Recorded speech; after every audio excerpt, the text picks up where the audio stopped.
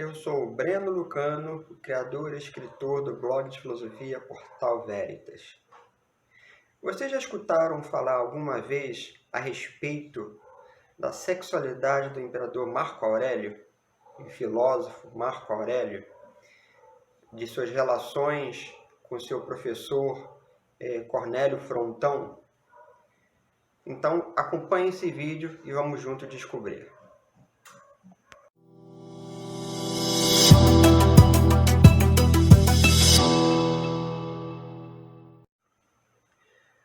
Muitos do que já me conhecem há algum tempo sabem que muito dos meus vídeos e das coisas que eu escrevo no Portal Veritas são decorrentes de questões que às vezes me aparecem. Às vezes as pessoas escrevem, às vezes as pessoas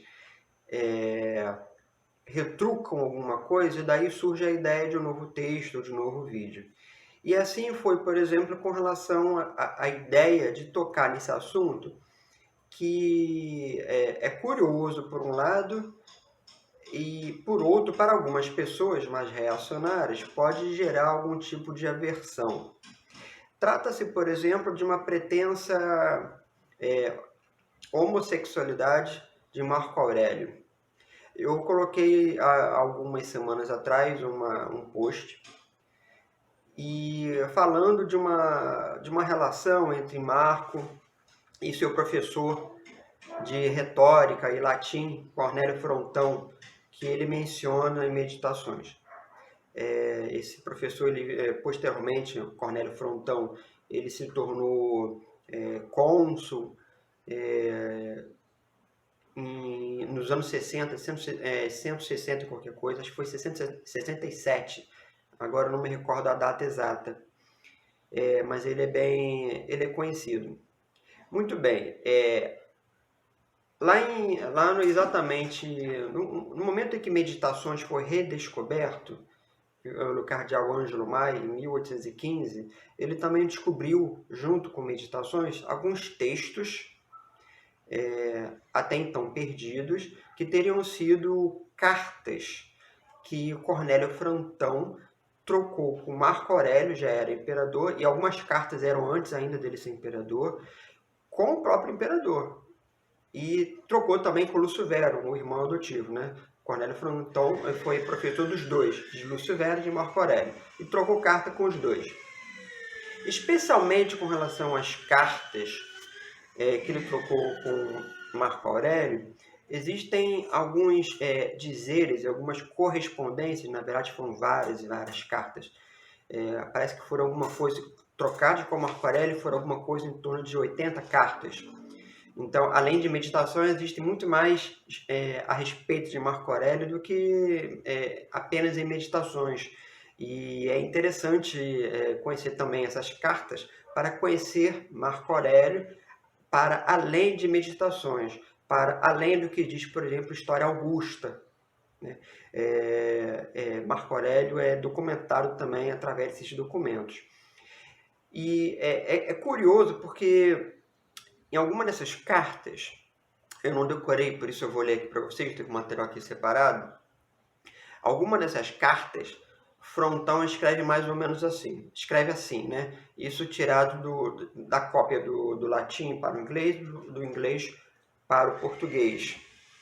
Segundo a tradução de um amigo, Pedro Savaget, que ele traduziu esse artigo, o original está aqui embaixo, que eu vou deixar o original aqui, de um texto de Mary Bert, que é uma especialista em história romana.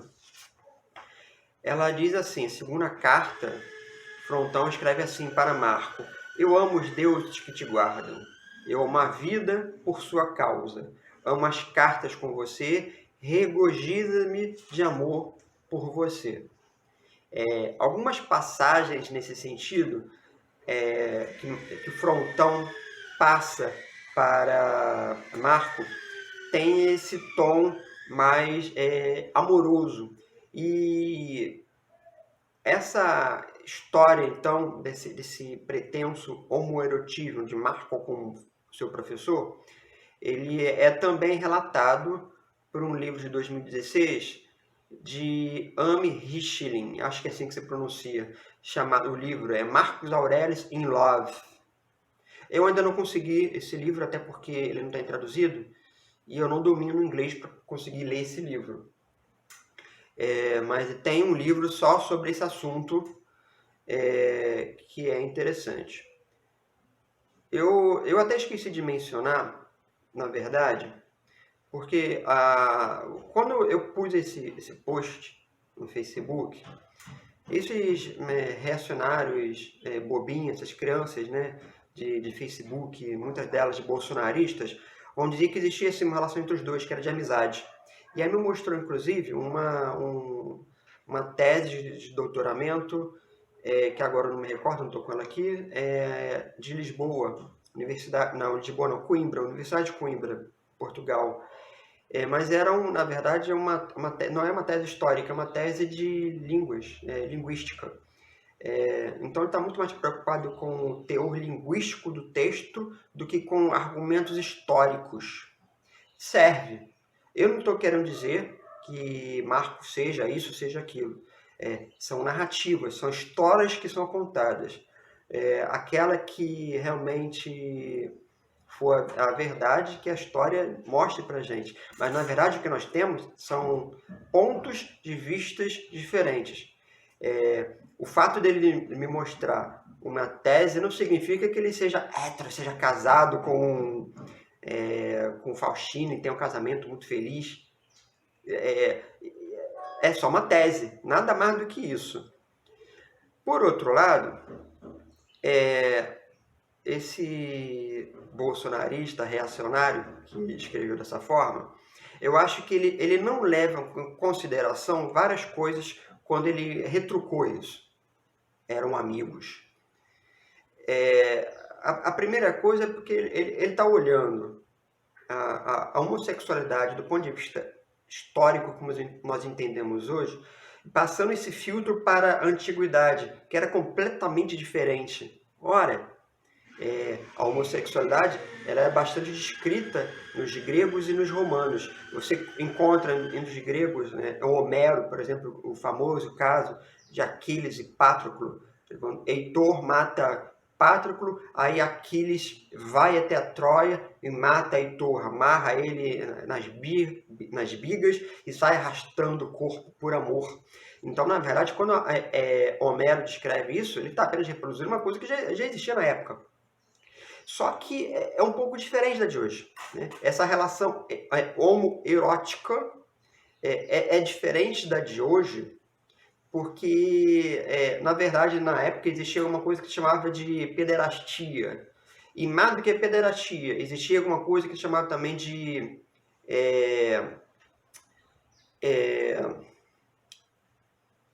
a relação de uma pessoa mais velha, de uma pessoa mais nova. Agora me escapuliu o nome.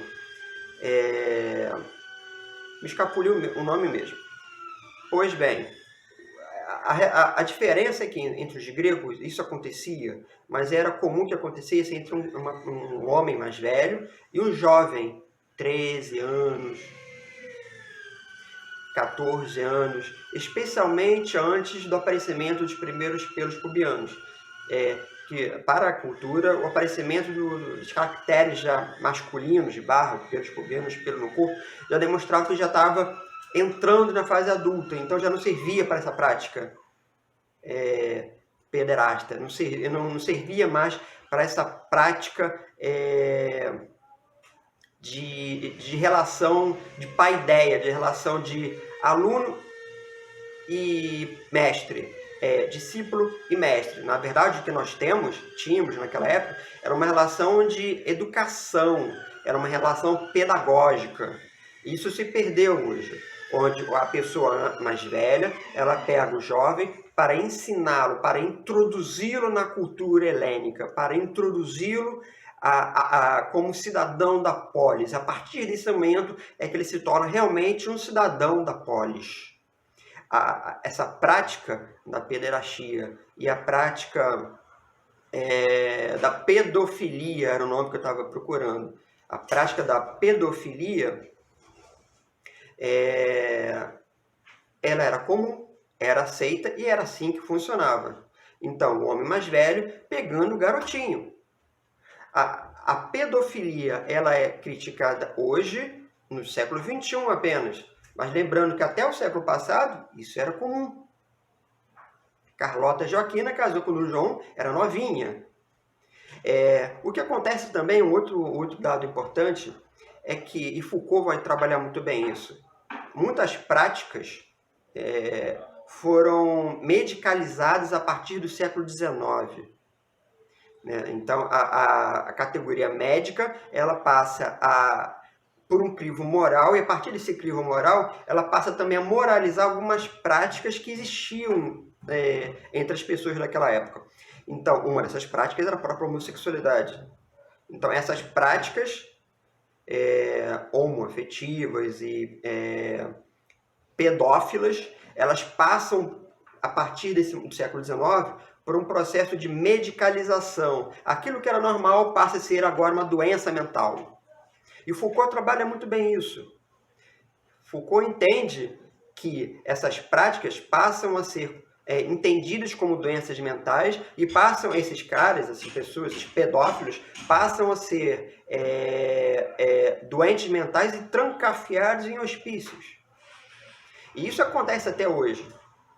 Veja, eu não estou em momento nenhum levantando bandeira para a pedofilia. Eu não estou falando aqui que devemos ser pedófilos. O que eu estou falando aqui, levantando aqui, é uma contextualização das palavras, para que nós possamos entender aquilo que nós chamamos hoje de homoerotismo, homossexualidade, pedofilia, e aquilo que eles entendiam antes como homoerotismo, pederastia, pedofilia. Que aquilo que eles faziam antes não é mais aceito hoje, através de um padrão moral cristão. E o Foucault trabalha com essas ideias. Ele entende muito bem isso e faz esse trabalho bem interessante. Um dado que eu tenho aqui para mostrar para vocês, voltando a Marco Aurélio, no livro Em Meditações, no primeiro livro 1, no item 17, quando ele agradece aos deuses, ele fala lá, repare bem, ele agradece aos deuses por várias coisas, inclusive por ter me afastado de Benedita e Teodoro, e, embora caísse novamente nas paixões de amor, delas me haver curado. É provável que essa Benedita e esse Teodoro fossem escravos dele. Benedita e Teodoro, embora caísse novamente nas paixões do amor. Ou seja, Marco Aurélio, ele relata isso em Meditações. Tinha amores por Benedita e Teodoro. Mas não é amor filial, amor de amo para escravo. Não é isso. Não é esse o sentido. Estamos falando de homens grecos romanos. O sentido de amor para eles é diferente do sentido de amor para nós. É amor homerótico, no sentido de Teodoro. Assim como nesse sentido que nós podemos entender também o amor dele para com Frontão, assim, de tal forma com que ele fala isso nas cartas, né? Na carta de Frontão para Marco Aurélio, né? Bom, eu acho que nós devemos pensar sobre essas coisas e não entender essas coisas como sendo ponto final. Não entender como se Marco fosse infeliz no casamento com Faustina e coisas do tipo, mas como olhares diferentes para que nós possamos entender essa problemática. Eu fico por aqui e espero o comentário de vocês. Não deixe de assistir, não deixe de visitar o nosso blog, o Portal Veritas, e acessar nossa página no Facebook e conhecer também nosso curso, que eu estou colocando o link aqui embaixo. Encontro vocês por aí. Até a próxima.